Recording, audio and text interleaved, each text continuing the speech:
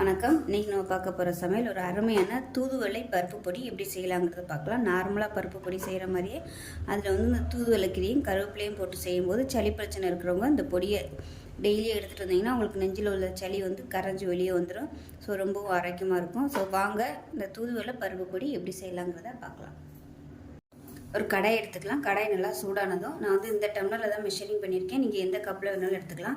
1/2 tumbler அளவுக்கு துவரம் பருப்பு சேர்த்துக்கலாம். நல்லா வறுத்து எடுத்துக்கலாம். இது நல்லா சிவந்துருச்சு, ரொம்ப கருக விட்டுறக்கூடாது. இந்த துவரம் பருப்போட வாசனை நல்லா வருது. வேறு பிளேட்டுக்கு மாற்றிக்கலாம். இப்போ அதே கப்பில் 1/2 கப் அளவுக்கு பாசிப்பருப்பு சேர்த்து நல்லா வறுத்துக்கலாம். பாசிப்பருப்பு நல்லா சிவந்துருச்சு. இதையும் வேறு பிளேட்டுக்கு மாற்றிக்கலாம்.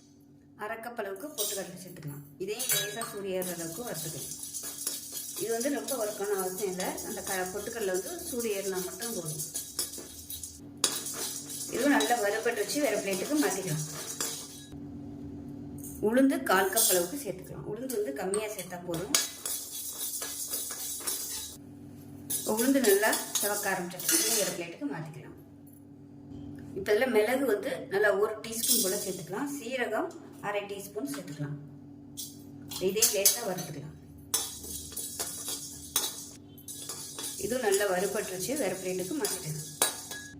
இப்போ இதில் கொஞ்சமாக 1 டீஸ்பூன் போல் எண்ணெய் விட்டுக்கலாம். எண்ணெய் விட்டுட்டு ஒரு 8 வரமிளகாய் சேர்த்துக்கேன். இது வந்து சின்ன வரமிளகாங்கிறதுனால நான் 8 சேர்த்துருக்கேன்.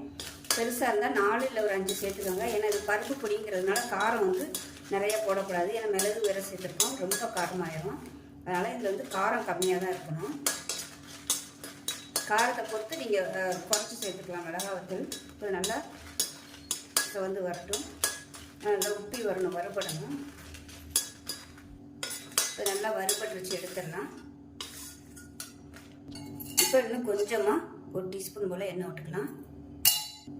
இப்போ இதில் பார்த்தீங்கன்னா நல்லா 1 கைப்பிடி அளவுக்கு தூதுவளை கீரை வந்து நல்லா அலசிட்டு நல்லா நிழல்லே வந்து இந்த அளவுக்கு காய விட்டு எடுத்து வச்சுருக்கேன். இதுவும் 1 கைப்பிடி அளவுக்கு கருவேப்பிலையும் இதில் இருக்குது. இதை சேர்த்துக்கலாம். இப்போ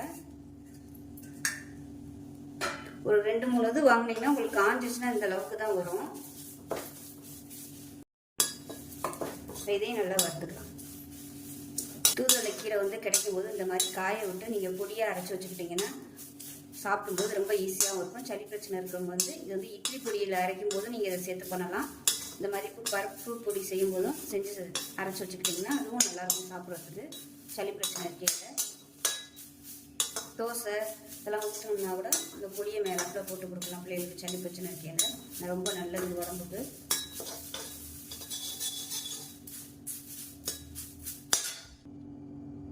இப்போ கீரை நல்லா வறுபட்டு வச்சு எடுத்துடலாம். எடுத்துகிட்டு இதையும் பிளேட்டுக்கு மாற்றிக்கலாம்.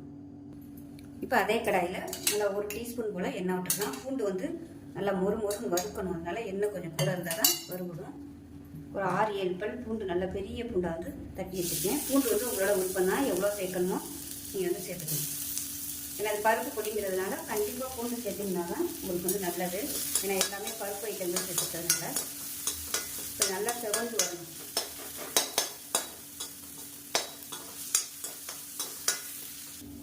இப்போ பார்த்தீங்கன்னா பூண்டு இந்த அளவுக்கு நல்லா அப்படியே சிவந்து வரணும். ஆறுச்சுன்னா உங்களுக்கு நல்லா அப்படியே கிறிஸ்பியாக வந்துடும். இதையும் வேறு பிளேட்டுக்கு மாற்றிக்கலாம். இப்போ கேஸ் அமர்த்திட்டு இதோடையே பெருங்காயத்தூள் சேர்த்துக்கலாம். நல்லா ஒரு 2 டீஸ்பூன் பெருங்காயத்தூள் சேர்த்துக்கலாம். சேர்த்து இதிலே பரட்டி விட்டுக்கணும். கட்டி பெருங்காயமாக இருந்தால் நீங்கள் முதலே வந்து எண்ணெயில் பொரிச்சுக்கோங்க. இது தூளுங்கிறதுனால தனியாக நம்ம போட்டோம்னா அது அப்படியே அந்த கடாயில் வந்து ஒட்டிக்கிறோம் வராததுனால நான் வந்து இந்த பூண்டோடு சேர்த்து போட்டிருக்கேன். அதே மாதிரி நான் வந்து இன்றைக்கி தூளுப்பு தான் யூஸ் பண்ணுறேன். கல்லுப்பு யூஸ் பண்ணுறதா இருந்தால் இதோட கொஞ்சம் 1 டேபிள் ஸ்பூன் கல்லுப்பையும் சேர்த்து நல்லா வறுத்துக்கோங்க.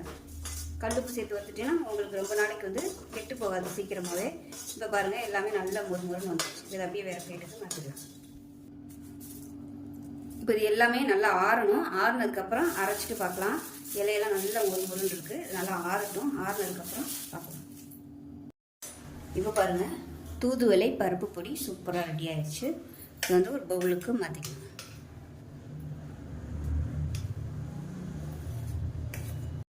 இப்போ நமக்கு சூப்பராக ரெடி ஆயிடுச்சு. இது வந்து இட்லி, தோசை, சாப்பாடு, அதாவது சாதம் எல்லாத்துக்குமே சூப்பராக இருக்கும். சாதத்தில் வந்து நெய் இல்லை நல்லெண்ணெய் ஊற்றி சாப்பிட்டிங்கன்னா அருமையாக இருக்கும். தோசை ஊற்றிட்டு அந்த தோசையில் மேலாப்பில் ஊற்றி கொடுத்திங்கன்னா கூட குழந்தைங்க வந்து விரும்பி சாப்பிடுவாங்க. இல்லை குட்டி குட்டி தோசையாக ஊற்றிட்டு இந்த பொடியை மேலே போட்டு கொடுத்திங்கன்னா கூட அவங்களுக்கு ரொம்ப நல்லா பிரியமாக சாப்பிடுவாங்க. ரொம்பவும் ஹெல்த்தியாக இருக்கும். கீரை சாப்பிடாத குழந்தைகளுக்கு இது மாதிரி பொடியில் வந்து நம்ம செஞ்சு கொடுத்தோம்னா ரொம்பவும் ஈஸியாகவும் இருக்கும், ஆரோக்கியமாகவும் இருக்கும். நார்மலாக வந்து பருப்பு பொடி கொஞ்சம் அப்படியே சாண்டல் கலரில் இருக்கும். இது நம்ம கீரை சேர்த்துருக்கிறதுனால இந்த கொஞ்சம் மாதிரி லைட் பச்சை கலரில் இருக்குது. ஸோ டேஸ்ட்டு பார்த்திங்கன்னா நார்மல் பொடி மாதிரி தான் இருக்கும். ஸோ இதை வந்து சாதத்தில் போட்டு பரட்டிட்டு ஒரு சைடிஷ் பார்த்திங்கன்னா ஏதாவது ஒரு வறுவல் வச்சு சாப்பிட்டோம்னா அருமையாக இருக்கும். லஞ்ச் பாக்ஸ் கூட நீங்கள் இது மாதிரி கொடுத்து விடலாம். சளி பிரச்சனை இருக்கையில் இது மாதிரி குழந்தைகளுக்கு கொடுங்க, சளி பிரச்சனை வராது. ஸோ அருமையான இந்த தூதுவளை பருப்பு பொடியை நீங்களும் செஞ்சு பாருங்கள். செஞ்சு பார்த்துட்டு எப்படி வந்துச்சுங்கிறத சொல்லுங்கள். வீடியோ பிடிச்சிச்சின்னா லைக் பண்ணுங்கள், கமெண்ட் பண்ணுங்கள், சேனலை சப்ஸ்கிரைப் பண்ணுங்கள், பக்கத்தில் உள்ள பெல் பட்டனையும் ப்ரெஸ் பண்ணுங்கள். நன்றி.